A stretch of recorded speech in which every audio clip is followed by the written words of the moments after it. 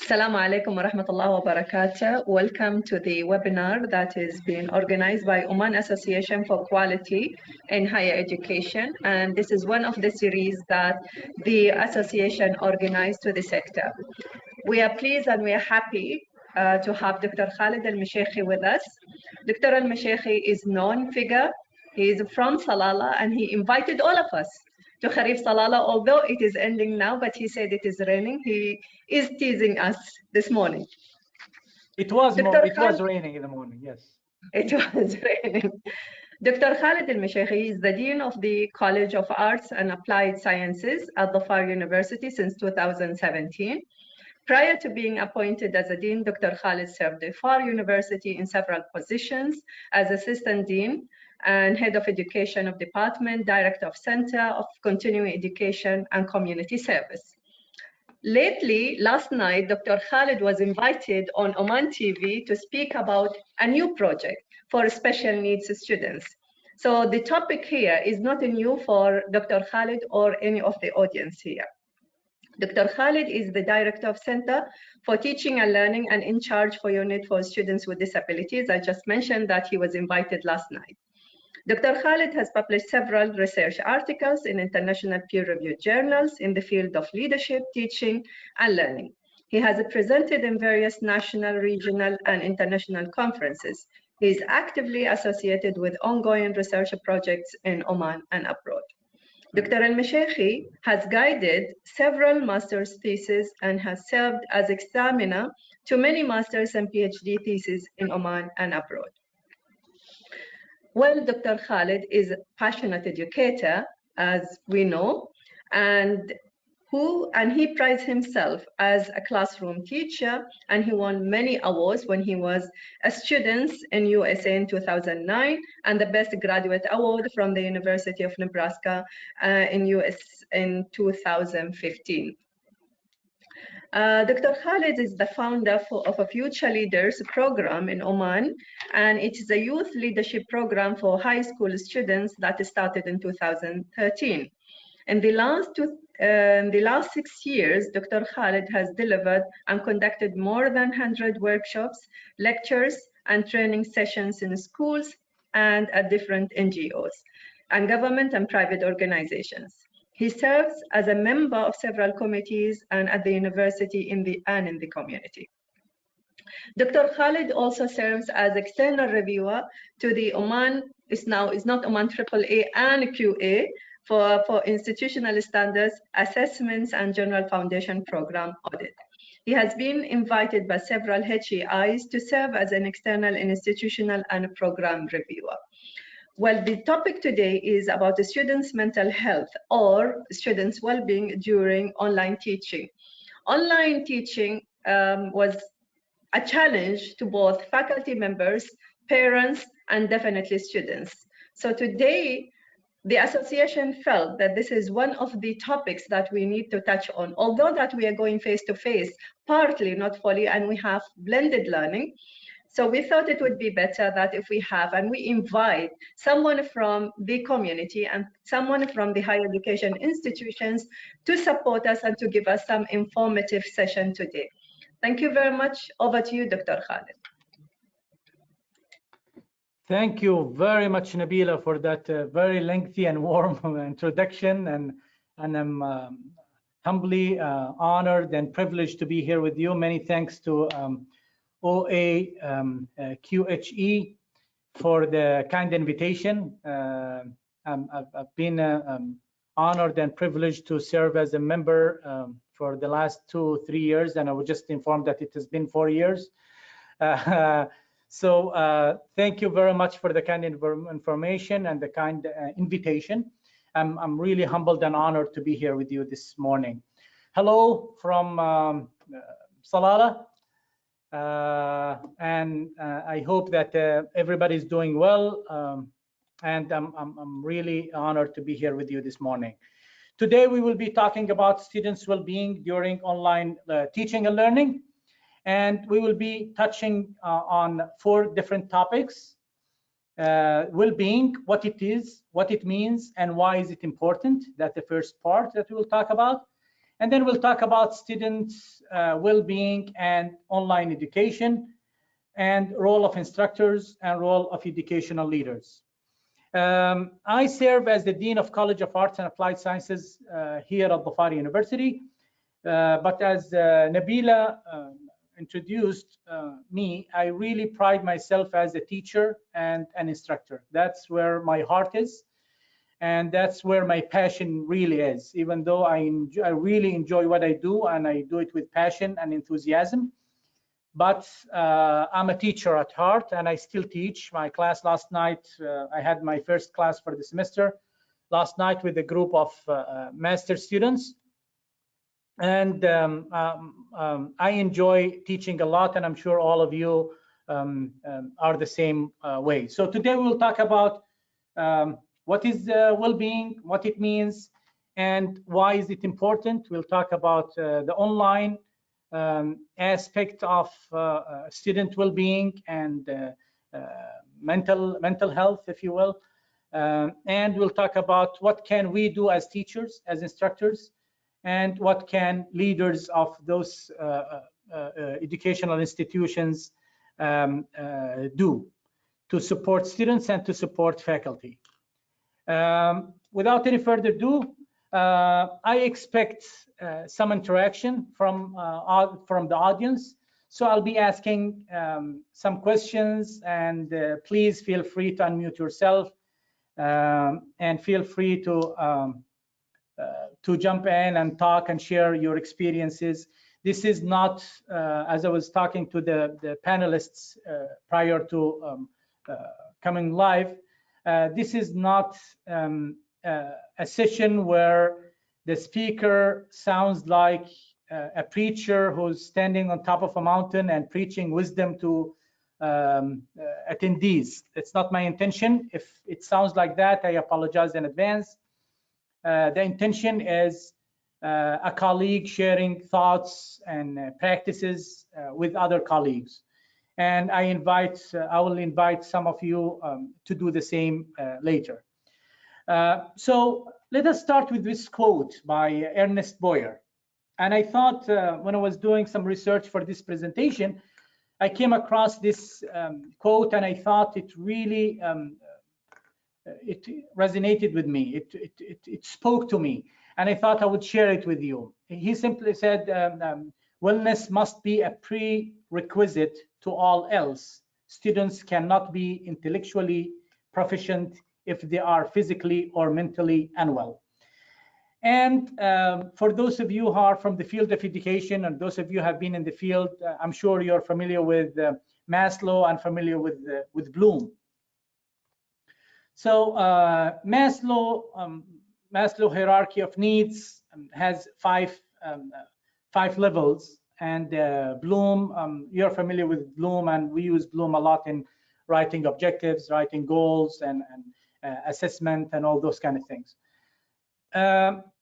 While Bloom is extremely important, Bloom's taxonomy is extremely important, pedagogy is extremely important, assessment, writing the right objectives, writing the right program learning outcomes that are aligned with the learning outcomes of the course, that are aligned with the assessment, and so on and so forth. I personally believe that Maslow should always come before Bloom, especially in difficult times like the times we are going through now.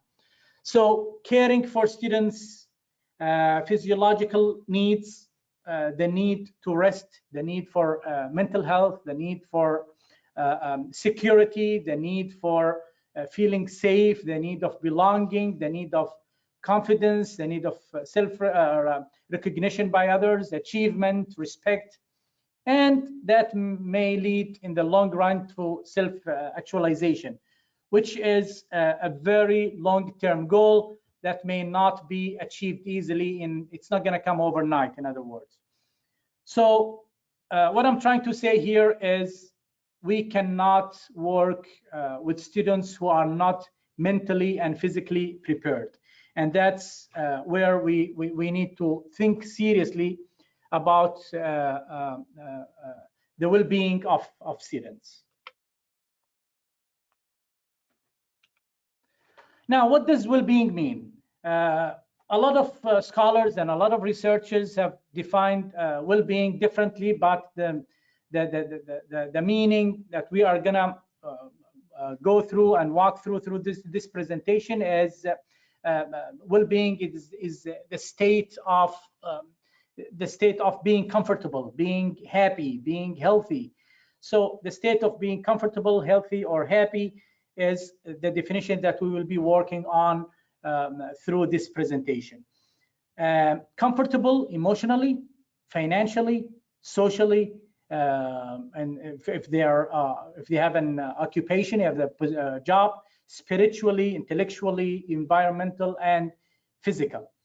Now, there are 4 parts that come here. That's the mental health, spiritual, physical, and physical, spiritual, intellectual, and social.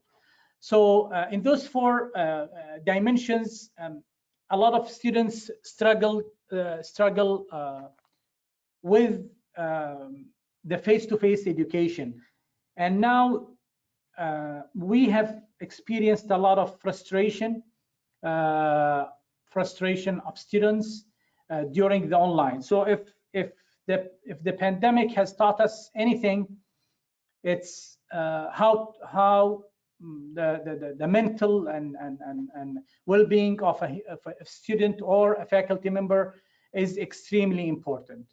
So students, research has shown that mental health and well-being of students is directly linked with GPA and academic success. Research has also shown that depressed students are more likely to miss classes and exams. And psychosocial issues are the primary cause of dropouts immediately after financial reasons. So well-being is an extremely important aspect that we need to look at from all different perspectives, whether it's emotional, financial, social, spiritual, intellectual, or even physical, in terms of physical as a student, or the environment itself. There are a lot of students, or a lot of causes for students' failure, and stress, anxiety, unhealthy relationships, family issues, and financial issues come at the top of that list. Students' stress, we faced a lot of, at least here in our university, we received a lot of complaints during the pandemic that students are stressed out, and for different reasons. We've seen some issues with attendance. We've seen some issues with even frustrations that came out in different forms. The pandemic has also caused issues like addiction to technology, addiction to the use of technology, and so on and so forth.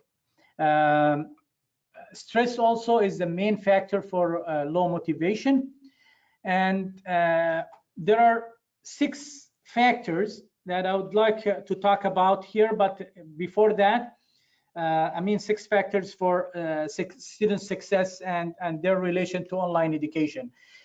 Before I go ahead and do that, I'd like to ask you, dear colleagues, a question about your experience. What have been some of your experiences in your institutions, of course, without mentioning the name of the institution, on student frustration during online? What are some of those issues that you have experienced? As I said, we have experienced some issues with anxiety. We've experienced some issues with low attendance rates, anger that came out in different forms, low motivation, and let alone other issues like the issues with academic integrity and so on and so forth. So what are some of these issues that you have encountered in your institution? and we'll take a couple of minutes here so we can share some ideas. So if you could please unmute yourself, or if I can get the technical support to unmute people and allow people, those who would like to share.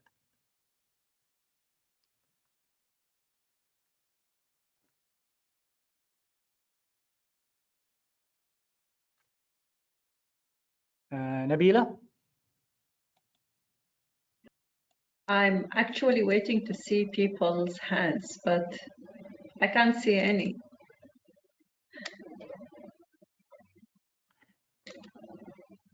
I can't see any, Khalid. Oh, there is one. Yeah, there is one, sorry. Okay, please. Okay.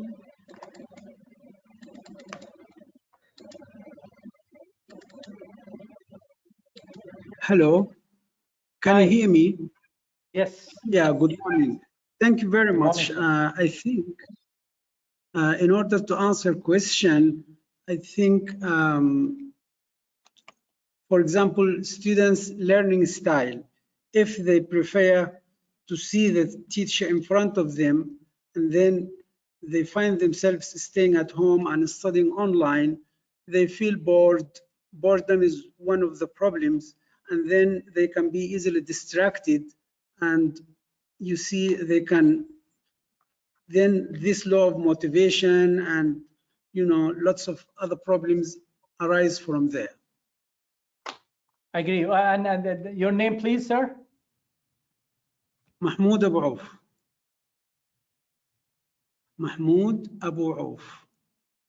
Mahmoud. Okay. Thank you, Doctor. Yeah. Thank you. شكرا يا دكتور. شكرا. You are welcome. Okay. Yes. Any more participations, Nabila, or should I proceed? I think there are. There are. Good. Yeah. Beautiful. Lorna? Good morning. Morning. Very beautiful morning, you ma'am.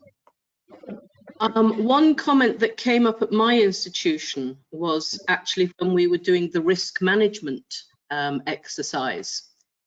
And the academic staff who were involved in contributing to that raised the fact that they felt separated from their students. In many cases, they'd been teaching students they didn't know.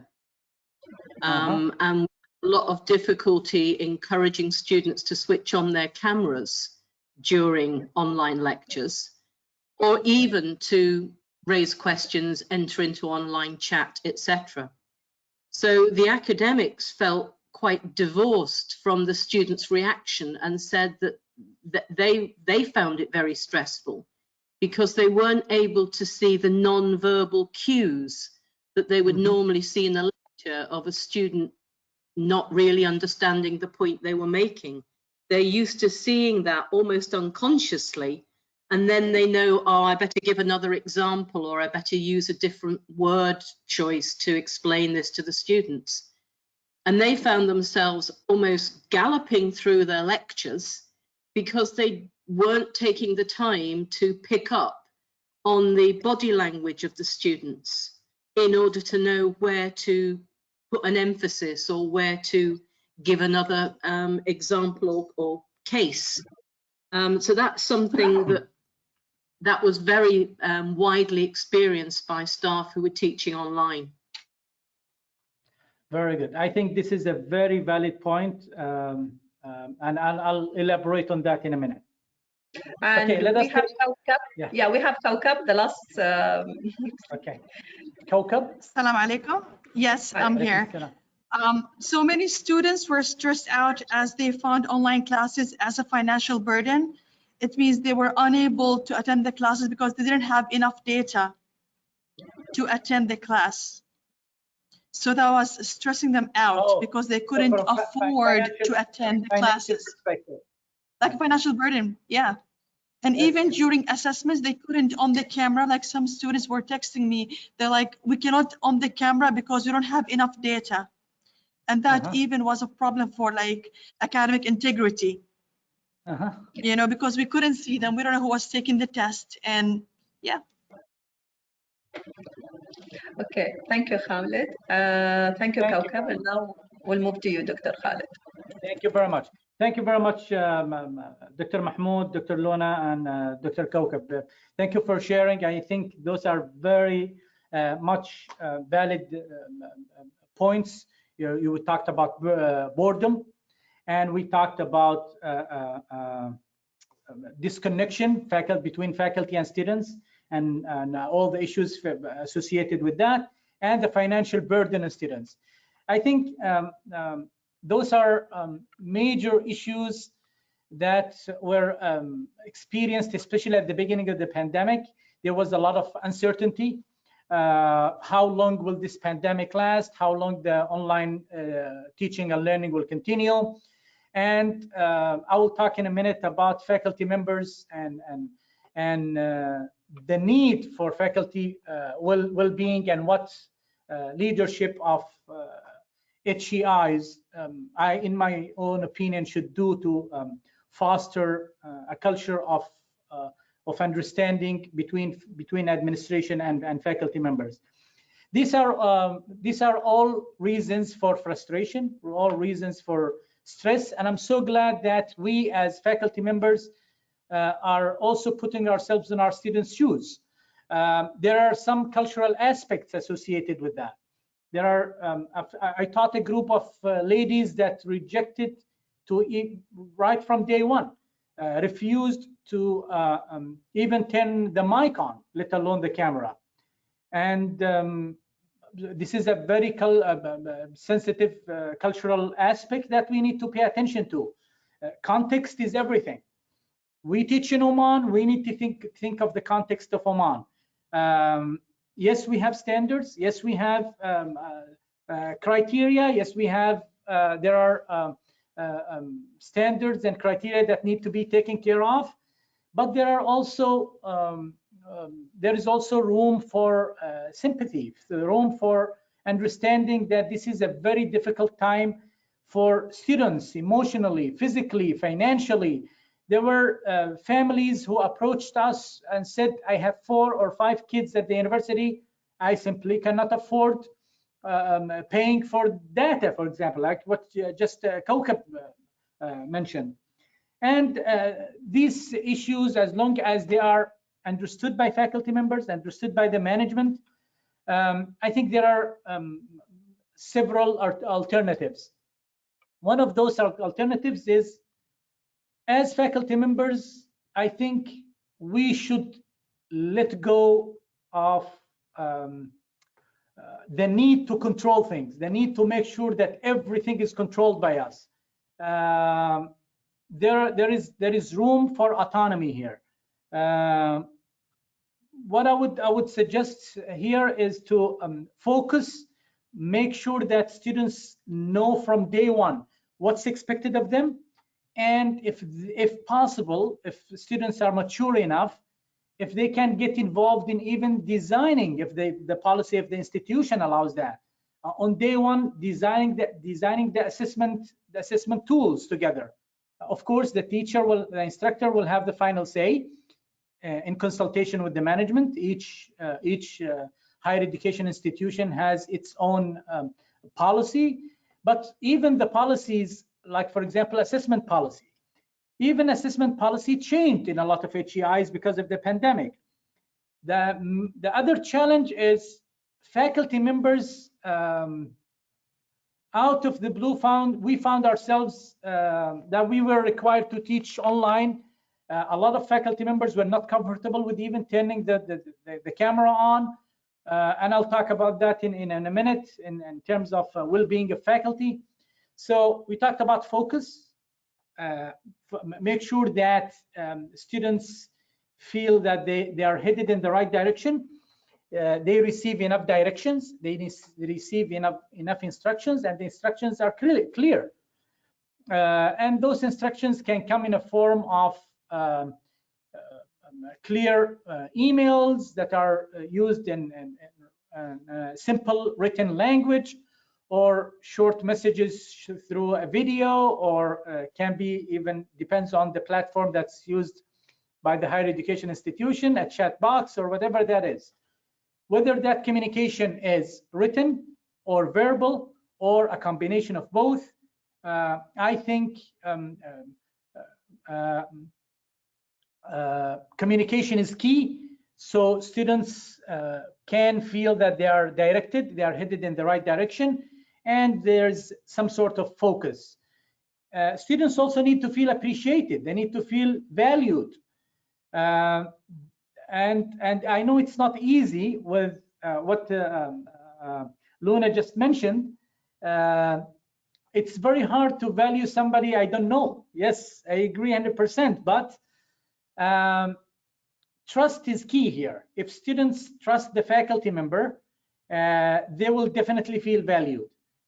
Students need to feel connected through, there are a lot of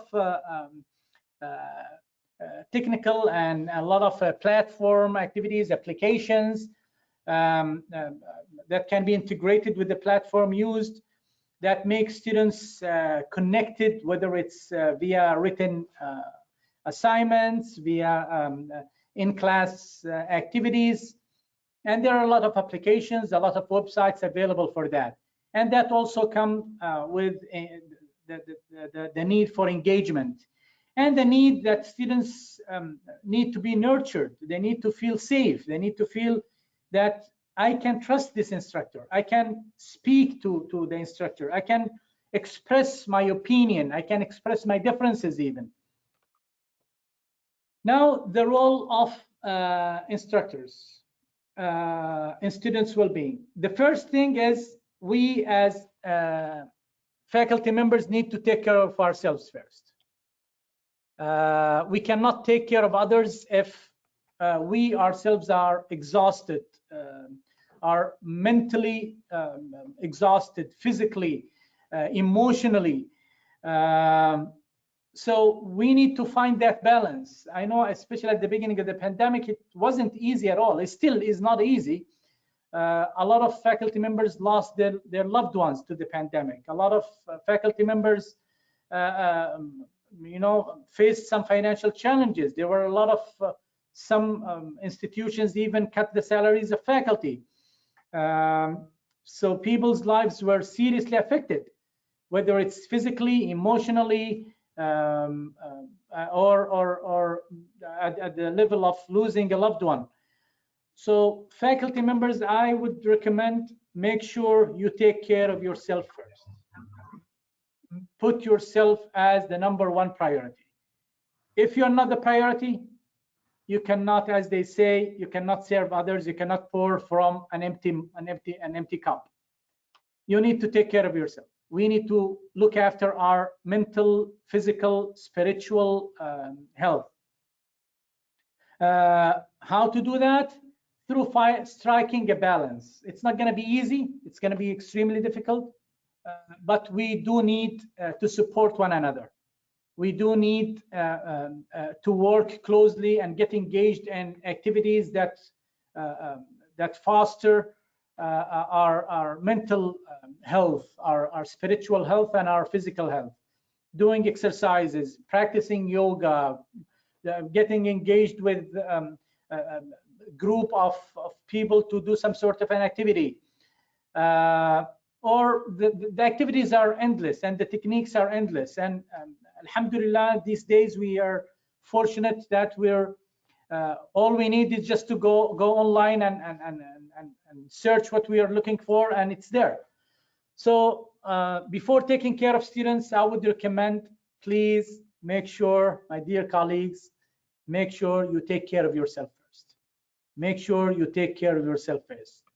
Make yourself a priority.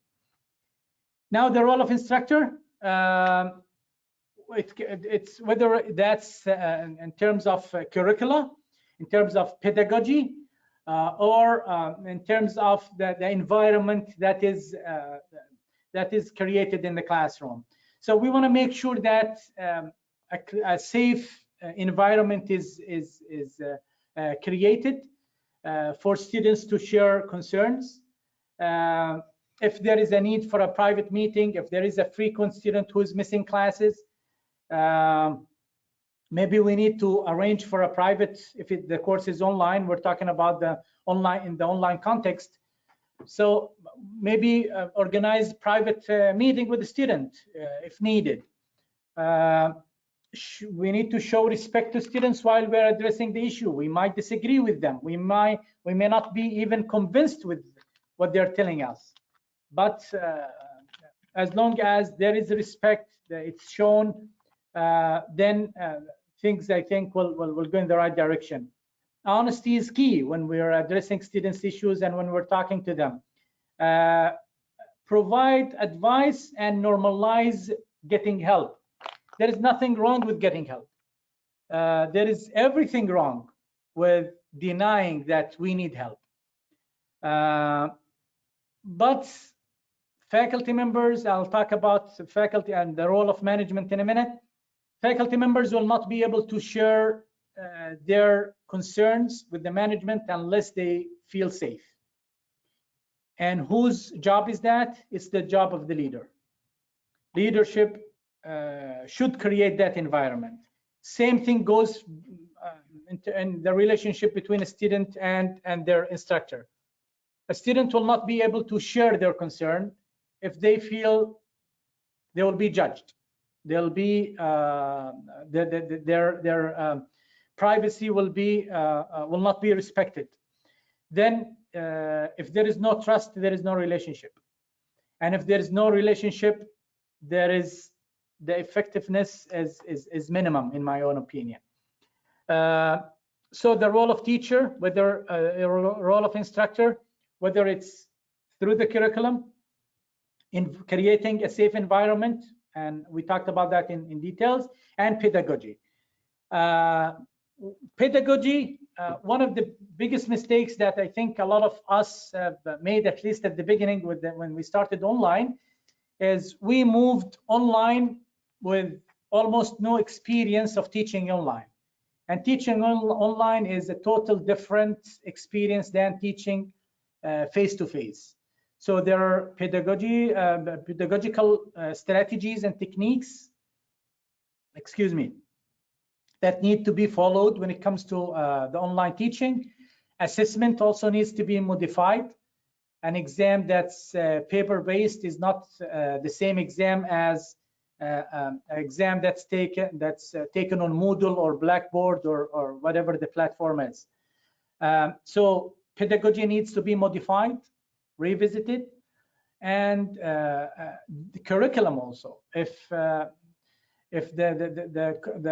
course learning outcomes are defined and created initially for face-to-face teaching mode, then curricula or the objectives, and with the objectives comes the teaching material and so on and so forth, need to be also adjusted to meet the needs of online teaching. Okay. In this slide, these are three phrases that I put in front of my students at the beginning of every semester. During the first class, after introducing myself, talking about the course for a little bit, introducing the objectives, I simply give them these three phrases. And it has done miracles for me. First one is, I trust you. Number two, I believe in you. Number three, I am here for you. I trust you unconditionally. I believe in you unconditionally, and I'm here for you unconditionally. And these three phrases have really supported me a lot in developing a very positive yet respectful relationships with my students. Of course, each instructor has his or her different teaching philosophy. People are different, and we should be different. We should celebrate our differences. But I think as long as those differences are within the umbrella of respect and mutual respect between a faculty and student, things will improve drastically. Before I go ahead and talk about the role of management, let me pause for a couple of minutes again here, if you allow me, Nabila, and ask the audience again if they can unmute themselves and share some of their experiences on how they have been able to create a positive environment for students that will definitely reflect on their well-being.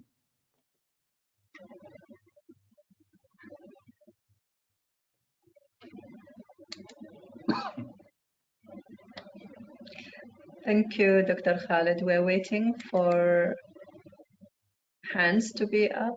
Okay, we have Dr. Mahmoud Abu Auf. Please go ahead.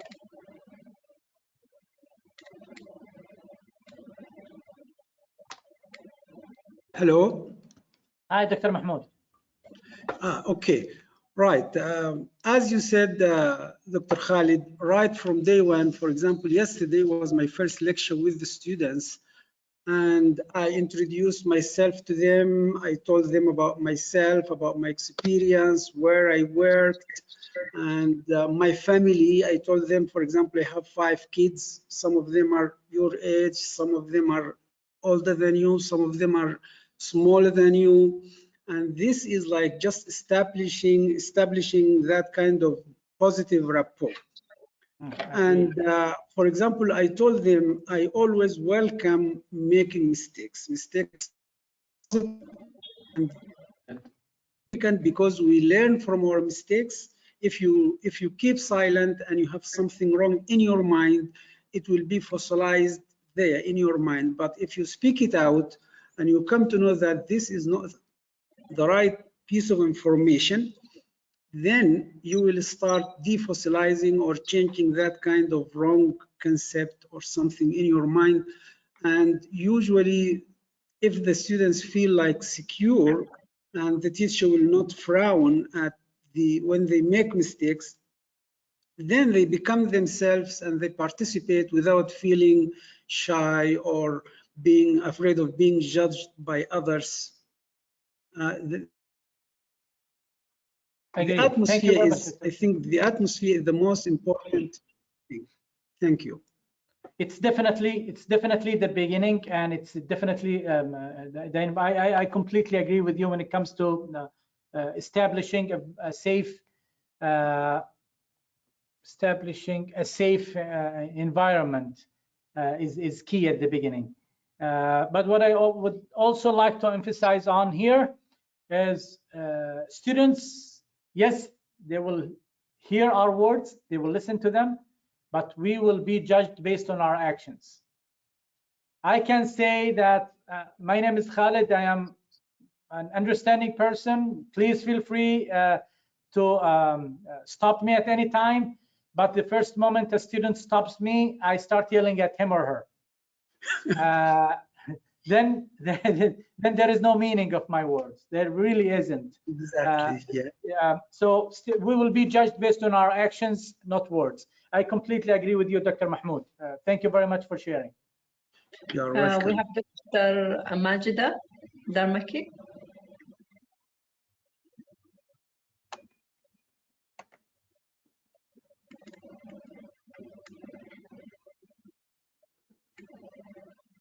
Majida, do you hear us?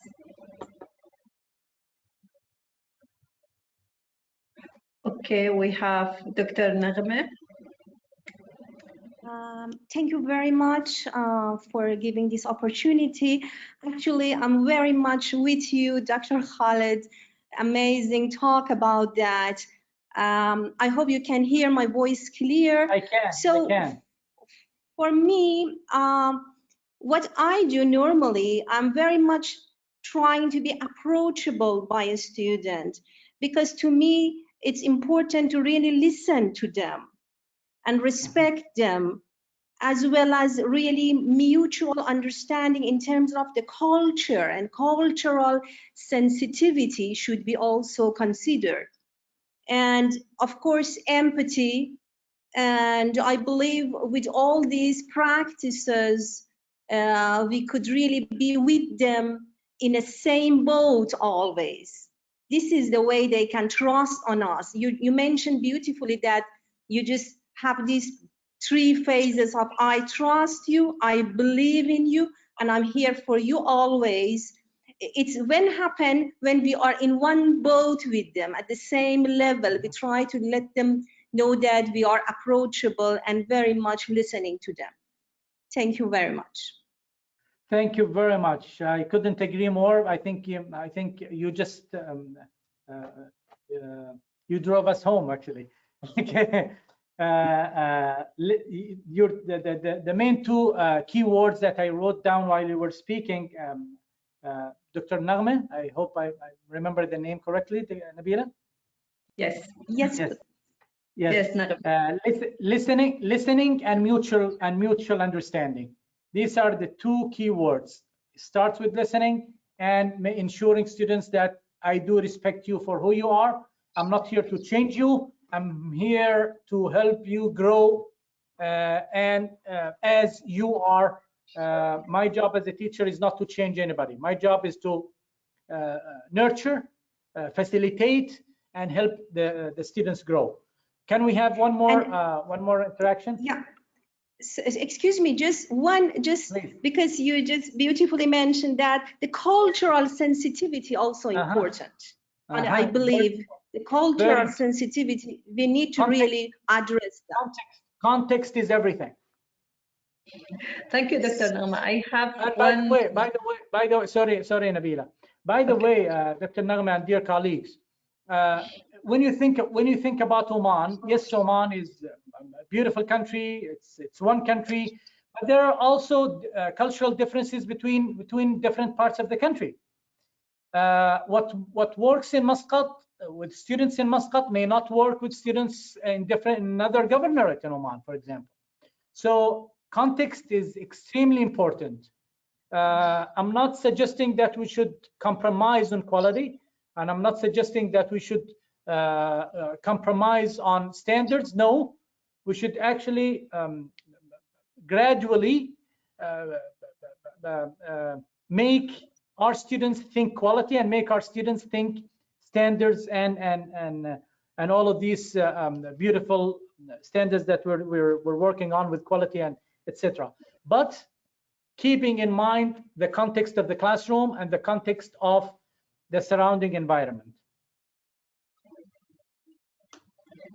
Okay. Okay. We have one more person, one more hand, Dr. Tangodurai. Sorry, I couldn't pronounce your name properly. Sorry. Yes, Go Ms. ahead. Nabila. Dr. Khaled, this is Tanga from Dofa University. Hi. Hi. It's such wonderful to just listen to you. You should just come down and ask the question in my office. That would be okay. Oh, I just want to thank you that it's a perfect reminder. This session is a perfect reminder for all the teachers that ensuring the wellness, the well-being of a student is one of our primary responsibilities nowadays. And the main thing is understanding, the caring for our students. That is the key. So this reminds me of the quote that once I just heard, which I believe, that they don't care how much you know till they know how much you care for them. Absolutely. So that is the thing, like our caring. So this reminds me to once again ensure that we have to care for our students more and more, so that we can just ensure the academic success of our students. Thank you, Dr. Khaled. Thank you very much. Thank you, Tanga. Dr. Khaled, there is one more person, Dr. Ammar al-Balushi. Go ahead, Dr. Ammar. Thank you very much, Ms. Nabila. Thank you very much, Mr. Khaled, for this really enriching session. Obviously, mental health is a core, particularly in these times. I have 3 different sets of questions, that kind of came up to me when I was hearing and listening to all of these interactions that are happening. So obviously, with the all excitements that is happening with online, and we were all excited, and it also brought a blurriness towards the lines between home life and work life or school life. So how do you think colleges should react towards all these anxiety and emotional stress that you have mentioned, particularly when students can't separate, anymore work and home life because they're bringing it. And sometimes they also feel, that they are doing too much or they're not doing even enough at the same time because of this blurriness in a way, particularly when they are engaging obviously with their online classwork. So this is one question. The second question, Mr. Khalid, is, with all this virtual learning that is aimed to ensure that we minimize the COVID, ensure that COVID-19 virus interactions is minimized and so on.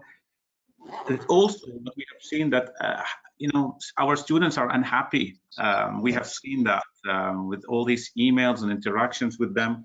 They're really feeling isolated, particularly from their colleagues, from their other students. So how do you think, and now this is a bit on a strategic level, how do you think policymakers can ensure that students' learning experience is not completely changed to the worst if we are moving towards more of an online blended? And are we expecting, now since this discussion is coming out, are we expecting some sort of a mental well-being manual that can guide HEIs to ensure that we minimize the mental issues? Thank you. Thank you very much, Dr. Ammar. That's beautiful. If you permit me, I'll answer your questions at the end of the session when the Q&A question. I still have one part that I need to cover in about 5 to 6 minutes. So, Dr. Ammar, if you allow me, I'll answer the 3 questions. I wrote them down. I'll answer them at the end. Sure, no problem. Thank you very much. Thank you very much, sir. Thank you, Doctor. Thank you. Thank you. Okay. Over you to Dr. Khalid. Yes. So I think Dr. Ammar and Mr. Tanga have set the tone for our next part, our third part, which is the role of leadership. The role of leadership and HEIs in ensuring that students are well prepared, as well as faculty. This is one of my favorite quotes on leadership. It's by one of my favorite leadership authors, John Maxwell. And John says, everything rises and falls with leadership. And I think that's a beautiful definition of the role of leader. The leadership are the people or the person who's responsible for what is happening in their institution. What is the role of, here the diagram in front of you is the Australian framework for well-being, students' well-being. So it starts with leadership. And what is the role of leadership? Ensure that there is an inspired, positive community in the school or in the university. Excuse me. Making sure, Dr. Ammar talked about isolation. Some students feel isolated. And that's when we need the policymakers to come in and start thinking strategically on how HEIs should react to these issues, giving students voice, genuinely, authentically, involving students in decision making, involving students in issues that are related to them. For example, here in Oman, we have student councils, student representatives. I personally believe that students should be heavily involved in making decisions or participating in making decisions that are affecting their studies or affecting their experiences in the universities. Partnerships is another key for effective relationship between the community and the HEI through our whether it's community service centers or whether it's initiatives by the colleges and the universities, and making sure that the infrastructure for students' well-being is provided, whether those are clinics or counselors or whatever those services are. I think this is the time to revisit our policies I think this is the right time to involve everybody.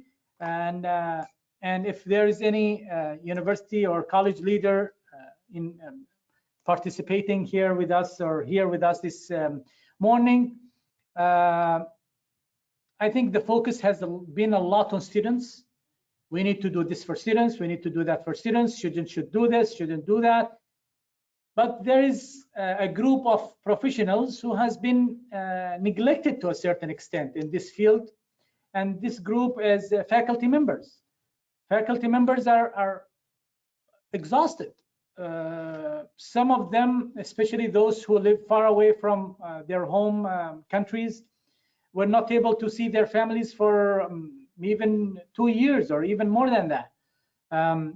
Financial aspect need to be revisited. Teaching load, the load of faculty members and HEIs is increasing, and we need to pay more attention to the policies as much as possible. I know, and I'm a college dean, and I know the admin barriers and the challenges that come with the administration and management. But as much as possible, at least faculty members need to be heard. Faculty members need to feel that they are appreciated, they are safe, they live in an environment where they trust their leadership. Because if they do not trust their leadership, that will be translated negatively into the classroom, whether intentionally or unintentionally. It will result on people being unhappy in the classroom. And unhappy teachers are not productive teachers.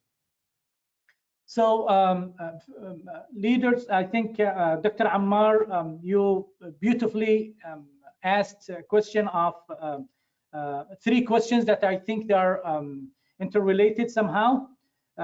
Students are unhappy with, some of them are unhappy, and this is the right time to come up with a strategy.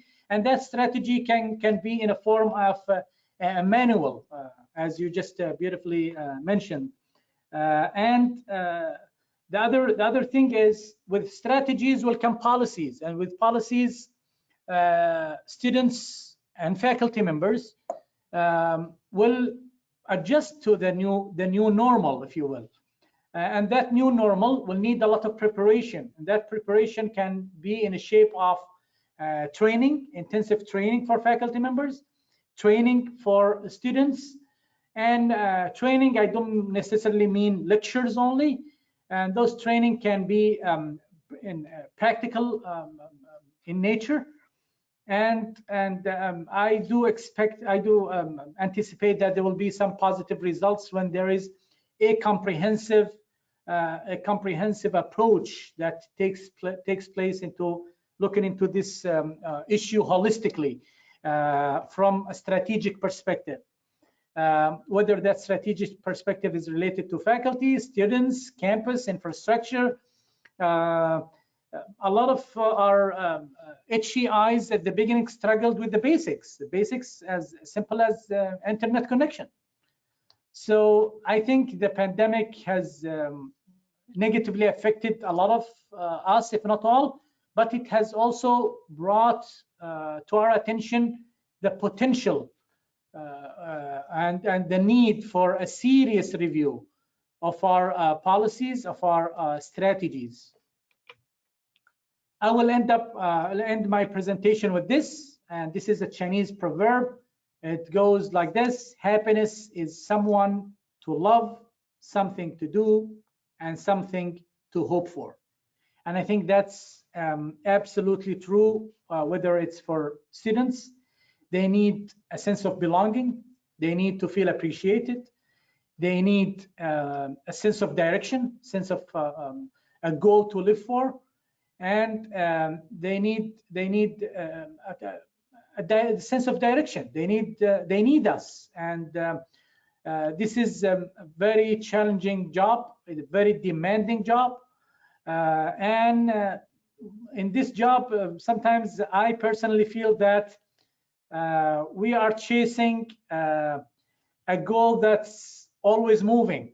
It's not a goal that's that can be achieved and that's it. As long as we achieve a target, then we hit the next and the next and so on and so forth. Thank you very much for the kind invitation. I really enjoyed talking to you, ladies and gentlemen, and I'll be more than happy to answer any question that you think I can answer. Thank you very much, Dr. Khalid, for this informative session and presentation. And we do all share the same issues or points that you raised when it comes to staff, when it comes to students, when it comes to management, because if they don't work together, then we will not have an easy online teaching and we will not have a pleasant learning environment for our students, whether it is virtual or face-to-face. And now this semester we are going through blended learning, so we have to think about how do we react in front of the students when face-to-face, and we are the same teachers that we're going to teach them also online. So there are so many things, and even as what you mentioned here, some of the staff members didn't see their families for the past 2 years.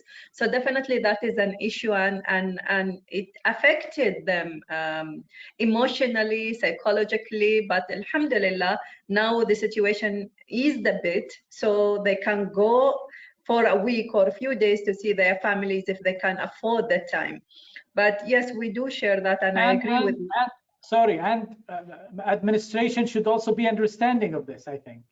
Definitely, definitely, because if there is no understanding, then these people who are in front of the students, so if they're not satisfied and if they're not happy, then they will face, we all will face the music, and it will be challenging for all of us.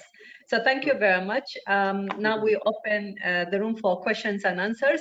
I don't know if you answered Dr. Ammar's questions, because you said you're going to handle them during the Q&A session. I think I did, but I'll elaborate more on that in a minute.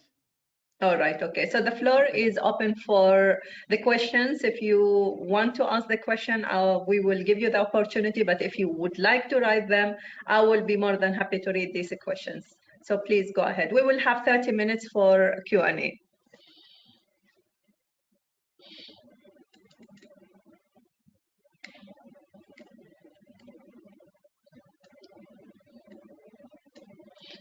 Okay. I think your way of having the interaction during the presentation, colleagues had the opportunity to ask you for the questions they wanted to ask you during the presentation. But still, I will go ahead and elaborate. I'll go ahead and elaborate on Dr. Ammar's comments, and then if somebody has more questions, I'll be more than happy to listen to that as well. Yes, Dr. Ammar's first question was about separating home from work for students, but I would also would like to add, Dr. Ammar and dear colleagues, for faculty members as well. Faculty members were also expected, especially at the beginning of the pandemic, to respond almost 24/7 and to be to work from home. Yes, it's work from home, but there were no boundaries between home and work. And I honestly believe that if an HEI, higher education institution, comes up with a strategy, a clear strategy of what does it mean to teach online, what is our definition of a blended or hybrid course, then I don't think we should reinvent the wheel. The wheel has already been invented, and online teaching has been around for tens of years in a lot of countries around us. So let's learn from what other practices other universities are doing, and let us come up with our own policy that defines all of these things. What is the responsibility of a teacher or an instructor, a faculty member? What are the responsibilities of students? And we have, for example, code of conduct for students, but that's for a face-to-face teaching. Do we have code of conduct, and how should students conduct themselves in an online classroom? No, we don't. So I think this is the right time, Dr. Ammar, as you mentioned. I do believe that along with the manual, we should have clear strategies, clear policies that specify the roles of each stakeholder, whether it's management, technicians even are involved here, the platform, who's responsible for what, and whose job is A and whose job is B, and so on and so forth. If we have clear policies, clear strategy, all of these issues will eventually fade away.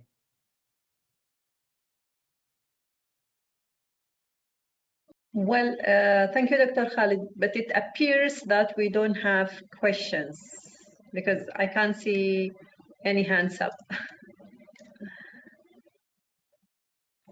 Okay, can I just want to thank everybody, and please, if at any point you feel that you either need to come to Salalah or you had the opportunity to come to Salalah, this is an open invitation to Dhafar University. Dhafar University is located in the heart of the city of Salalah. So please, this is an open invitation to all of you. And we pride ourselves as the heart of HEIs in Dhafar region. So, dear colleagues, thank you very much again for the kind invitation, and I look forward to more interactions with the association OAQHE. Thank you, Dr. Khalid. And I look forward to working closely with you in the near future. All right.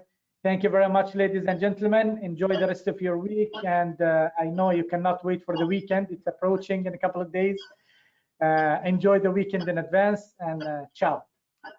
Thank you very much, Dr. Khalid. He disappeared. Thank you very much, Dr. Khalid. Yes, thank you very much. We appreciate it. If possible, let me just highlight this point.